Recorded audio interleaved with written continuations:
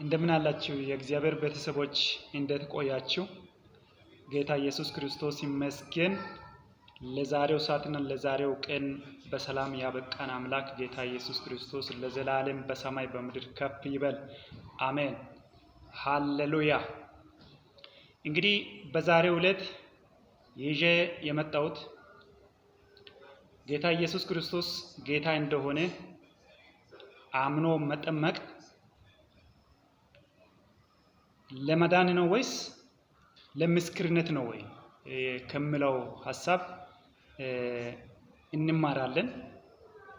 ጌታ ኢየሱስ ክርስቶስን አምኖ መጠመቅ ለመዳን ነው ወይስ ለምስክርነት ነው? እንግዲህ እንደሚታወቁት በዓለማችን ብዙ የጥምቀት ስነ ስርዓቶች አሉ። ከነዚያም አንዳንዶቹ ሰው አምኖ መጠመቅ ለመዳን እንደሆነ፣ አንዳንዶቹ ደግሞ አምኖ መጠመቅ ለምስክርነት እንደሆነ ብዙዎች ያወራሉና እስኪ በዚህ ዙሪያ ላይ ትንሽ ከእግዚአብሔር ቃል እንማራለን። መጀመሪያ ዮሐንስ ወንጌል ምዕራፍ 3 ከቁጥር 3 ጀምሮ አንድ አማኝ የሆነ የአይሁድ ሃይማኖት አለቃ የሆነ ኒቆዲሞስ የሚባል ሰውየው በሌሊት ወደ ኢየሱስ ክርስቶስ መጥቷል ይላል። አማኝ ነው፣ አስተውሉ፣ አማኝ ነው፣ እምነት ያለ ሰው ነው። ስለ ሙሴ ጥምቀት ስነ ስርዓት በደንብ ተረድቶ የተጠመቀ ሰው ነው። የመቅደሱ ስርዓት የእግዚአብሔር ቤት ስርዓትን በሙሉ በደንብ የሚያውቅ ሰው ነበረ። ይሄ ሰውየው በሌሊት ወደ ኢየሱስ ክርስቶስ መጥቶ ኢየሱስ ክርስቶስን ሲጠይቅ ኢየሱስ ክርስቶስ ምንድነው ያለው? ሰው ከውሃና ከመንፈስ ዳግመኛ ካልተወለደ በቀር የእግዚአብሔር መንግስት ሊያይ አይችልም አለ። ሰው ዳግመኛ ካልተወለደ መግባት አይደለም ሊያይ አይችልም፣ በአይኑ ሊያይ አይችልም አለው።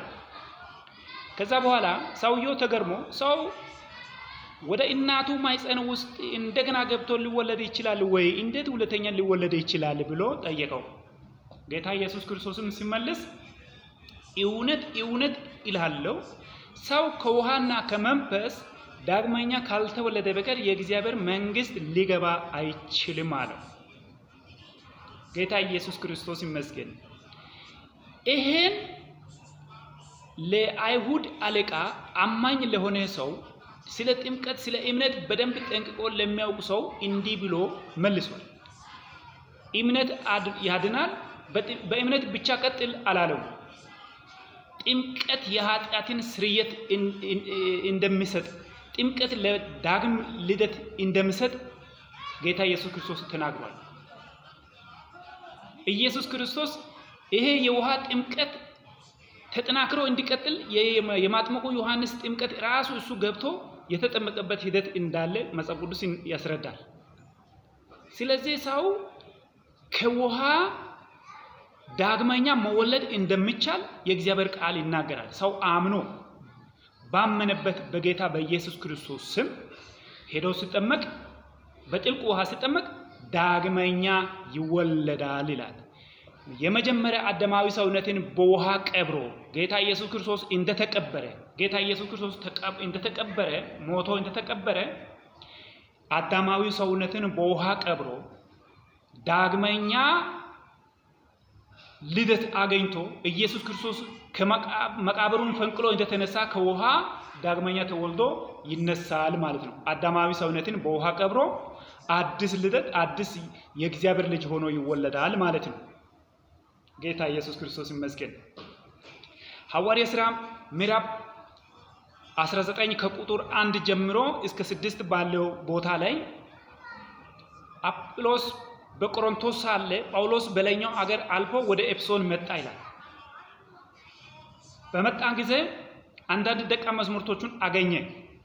ባመናቸው ጊዜ በመንፈስ ቅዱስ አገኛችሁ ብሎ ጠየቃቸው። እኛ መንፈስ ቅዱስ እንዳለስ እንኳን አልሰማንም አሉ። እንኪያስ በምን ተጠመቃችሁ አለ። እኛ በዮሐንስ ጥምቀት ተጠመቅናል። ዮሐንስ እኮ ከእርሱ በኋላ በሚመጣው በኢየሱስ ክርስቶስ ያምኑ ዘንድ ስለ ንስሐ ጥምቀት አጠመቅላቸው እንጂ እዛ ጋር እንድትቆሙ ብቻ አይደለም ብሎ ሲናገራቸው ሰዎቹ እንደገና የማጥመቁ ዮሐንስ ጥምቀት የተጠመቁ ደቀ መዛሙርት የዮሐንስ ደቀ መዛሙርት የሆኑ የንስሐ ጥምቀት በውሃ የተጠመቁ ሰዎች እንደገና በኢየሱስ ክርስቶስም በውሃ በጥልቅ ውሃ ገብቶ ተጠመቁ። እንደገና ጌታ ኢየሱስ ክርስቶስ ይመስገን። እንግዲህ እግዚአብሔር እንደገና ሰውን ልጅ ለመፍጠር ከፈለገ እንደገና ዳግመኛ መወለድ ያስፈልጋል። ያኛው የማጥመቁ ጥምቀት የንስሐ ጥምቀት ነው። በኢየሱስም ሳይባል በንስሐ ጥምቀት የተጠመቀ ጥምቀት ስለሆነ ያ ጥምቀት እንደገና በኢየሱስ ክርስቶስ መዳን በሚያስገኘው በኢየሱስ ክርስቶስ ጥምቀት እንደምትተክ ወይም በኢየሱስም መጠመቅ ስላለባቸው በኢየሱስ ክርስቶስ እንደገና ተጠመቁ ይላል። ዛሬም ሁላችን በሌላ በራሳችን መንገድ በሌላ ጥምቀት የተጠመቀን ሰዎች ልንሆን እንችላለን። ግን መዳን በሚያስገኝ በጌታ በኢየሱስ ክርስቶስም ያልተደረገ ጥምቀት በእግዚአብሔር ቃል ላይ ጥምቀት አይባልም። እነዚህ ሰዎች 12 ደቀ መዛሙርቶቹ በኢየሱስ ክርስቶስም ነው የተጠመቁት።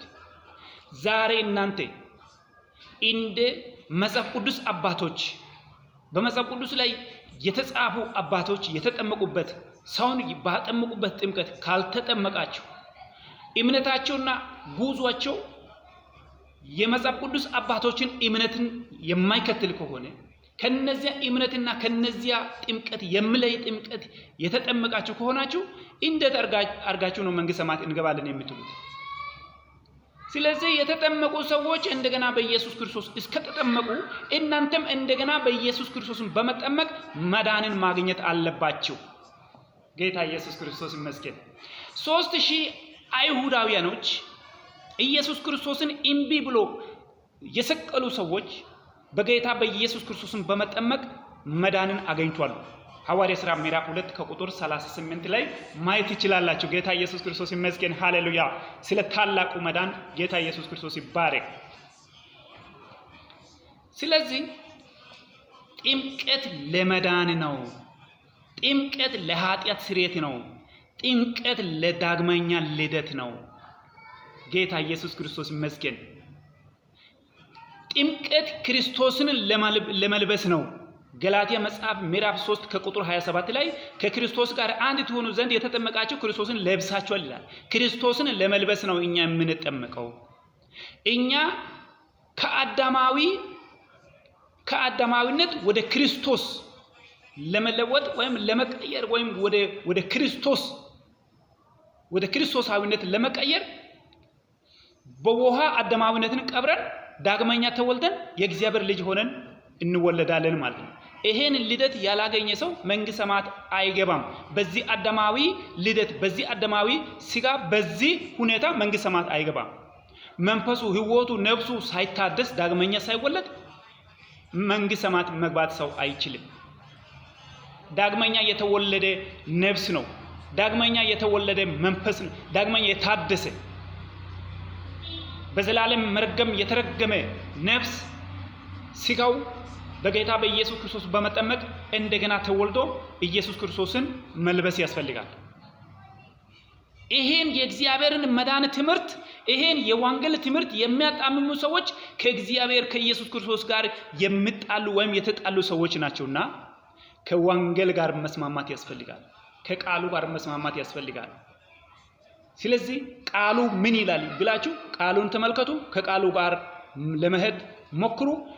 ከቃሉ ጋር የማይሄድ ሰው የእግዚአብሔር መንግስት አይወርስም ይላል። ስለዚህ የዛሬውን በዚህ እናበቃለን።